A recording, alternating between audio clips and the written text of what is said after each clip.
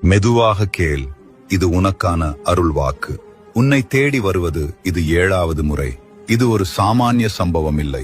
உன் உயிர் அழைத்ததால் தான் நான் வந்திருக்கிறேன். ஹனி, பல நாட்களாக மனதில் சுமை வைத்திருக்கிறாய். யாரிடமும் சொல்ல முடியாமல் உன் உள்ளத்தில் மட்டும் வைத்துக் கொண்டு தவிக்கிறாய்.